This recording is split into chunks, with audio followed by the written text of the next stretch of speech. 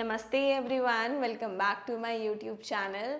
अगर आप मेरे यूट्यूब चैनल पे नए हैं तो मैं बता दूं कि इस यूट्यूब चैनल पे आपको केवल हेल्थ से रिलेटेड, योगासन से रिलेटेड, किस तरह से एक हेल्दी लाइफस्टाइल जिया जाए उनसे रिलेटेड इन्फॉर्मेशंस, ऐसे योगासन, ऐसे अभ्यास में शेयर करती हूँ। तो जल्दी से मेरे यूट्यूब चैनल को सब्सक्राइब करें और जो भी सब्सक्राइबर्स ऑलरेडी मेरे चैनल पर हैं वो इस वीडियो को जितना हो सके लाइक करें, कमेंट करें और ज़रूर शेयर करें। तो चलिए आज हम बात करेंगे कुछ ऐसे आसनों की जो आपके डाइजेशन को सुधारने वाली है। तो हम देखते हैं कि आजकल जो सबसे ज़्यादा बड़ी बीमारी है वो क्या है? खाने की, मतलब खाना ही सबसे पहली बहुत बड़ी बीमारी है कि खाना ही ढंग का नहीं है। आजकल मार्केट में सिंथेटिक है और प्योर नहीं है, मैदा ज़्यादा खा रहे हैं, तला भुना ज़्यादा खा रहे हैं, तो खाना तो वैसे ही पच नहीं रहा क्योंकि खान पान ही बढ़िया नहीं है। अब हम चलिए एक हद तक खान पान भी सुधार देंगे, पर कुछ हम क्या कर सकते हैं, एडिशनल चीज़ें कर सकते हैं। कुछ ऐसे स्पेसिफिक योगासन, ऐसे अभ्यास कर सकते हैं जो क्या करेंगे, आपके डाइजेशन को ऑटोमेटिकली या कहीं ना कहीं तक जो आपका डाइजेशन है वो सुधारेंगे। आसन करने से पहले कुछ बातों का ध्यान रखें। जो भी हम आसन करने वाले हैं वो पेट के बल हैं, क्योंकि ऑफ कोर्स हम अपनी डाइजेशन को इम्प्रूव करने के लिए कर रहे हैं। तो ऐसे आसन हैं जो हम लगभग ज़्यादातर जो पेट के बल करने वाले हैं। तो अगर आप प्रेग्नेंट हैं या फिर आपको हर्निया है या आपके स्टमक में हाल ही में कोई सर्जरी हुई है तो इन आसनों से बिल्कुल दूर रहें।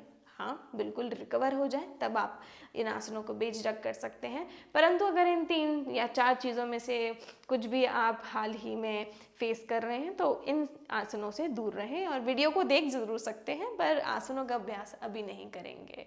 जैसा कि हमें पता है कि आजकल हम किस तरह से जो खाना है वो बिल्कुल इम्प्योर है, ऑर्गेनिक नहीं है, और अगर ऑर्गेनिक खा भी रहे हैं तो लाइफस्टाइल बहुत ख़राब है। सुबह का नाश्ता 10-11 बजे हो रहा है, 12 बजे हो रहा है और दिन का खाना हम शाम को 5 बजे खा रहे हैं। तो अगर आपको डाइजेशन इम्प्रूव करना है तो सबसे पहली बात तो आप अपने लाइफस्टाइल को इम्प्रूव कीजिए कि आप कम से कम 3 टाइम खाना खाएं और 3 टाइम खाने में भी आप क्या करें, अपने जो ब्रेकफास्ट, लंच और डिनर का जो एक समय है वो बांध के रखें और कम से कम तीनों जो मील है उनके बीच में 3 से 4 घंटे का गैप ज़रूर रखें।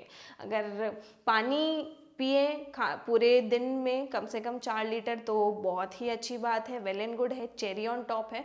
तो जितना हो सके पानी कंज्यूम कीजिए, जितना हो सके खाने को फिक्स टाइम पे खाइए। ऐसा ना हो कि सुबह खा रहे हैं, आज अपने 6 बजे उठ के खा तो लिया कि चलिए सोचा कि आज से हम कुछ शुरू करेंगे, आज 6 बजे खा लिया पर कल से तो वही 10 बजे खा रहे हैं। तो कोशिश करें कि अगर आज 10 बजे खा रहे हैं तो कल 9 बजे खाना शुरू करें सुबह, और अगर 9 बजे खाने की आदत बढ़ गई तो 8 बजे। तो इस तरह से हम क्या कर सकते हैं, अपने लाइफस्टाइल को थोड़ा सुधार सकते हैं।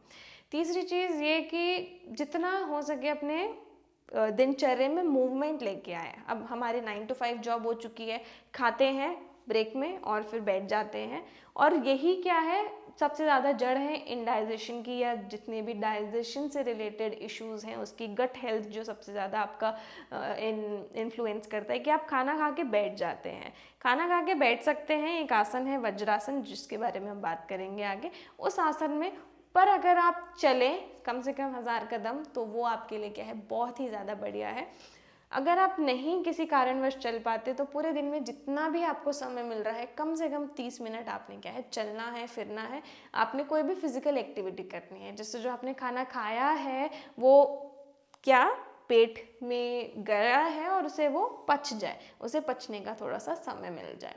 तो ये कुछ छोटी सी टिप्स थी जो सभी के लिए अप्लीकेबल है जिनको डाइजेशन से रिलेटेड इशू है, चाहे आप फीमेल हैं, मेल हैं, चाहे आप छोटे बच्चे हैं या बूढ़े इंसान हैं। तो अगर आप इन बातों को फॉलो करते हैं तो 98% या 95% जो भी आपकी बीमारियां हैं या इंडाइजेशन की जो इशू है वो अपने आप सॉल्व हो जाएगी। तो बढ़ेंगे आगे योगासन की तरफ, जो कि बहुत ही एक बेनिफिट है आपके लिए अगर आप इन योगासनों को अपने शेड्यूल में, अपने पूरे दिनचर्या में शामिल करते हैं। तो चलिए आगे बढ़ेंगे। सबसे पहला आसन है हमारा धनुरासन। अब पेट के बल लेटते साथ हम अपने दोनों पैरों को फोल्ड करने वाले हैं। अब राइट हैंड से राइट टो को पकड़ लेंगे, अपने सारे टोज को साथ में ग्रैब कर लेंगे। अब लेफ्ट टो को लेफ्ट हैंड से पकड़ लेंगे।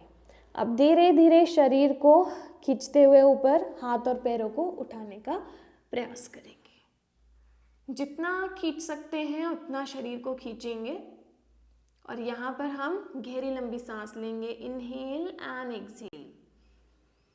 ऐसा करते करते हम यहाँ कम से कम 2 मिनट रहेंगे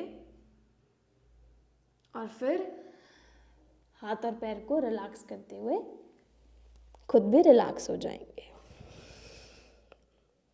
तो धनुरासन करने के बाद अगला अभ्यास है भुजंगासन। भुजंगासन के लिए दोनों हथेलियों को आप अपने चेस्ट के बगल में रखेंगे, अपने टोज को मैट पे दबाते हुए कंधों को पीछे खींचेंगे। अब गहरी लंबी सांस लेते हुए चेस्ट को लिफ्ट करेंगे। आसन में रहेंगे कुछ देर, जितनी देर आसन में रह सकेंगे उतना अच्छा है। और फिर धीरे धीरे चेस्ट को वापस मैट पे रखते हुए रिलैक्स करेंगे। चलिए अगले आसन की तरफ बढ़ेंगे। आसन का नाम है मल्लासन। तो ये आसन के नाम से ही हम जान पा रहे हैं कि मल्लासन ऐसे आसन जिसमें हम मल का निकासन करते हैं। तो आसन में बैठने के लिए आप अपने दोनों पैरों को इस तरह से रखते हैं और उकड़ू बैठने की कोशिश करते हैं।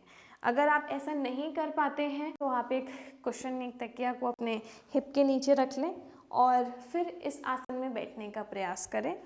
इस तरह से हाथों को चेस्ट के सामने जोड़ते हुए कुछ देर आसन में बैठे रहेंगे।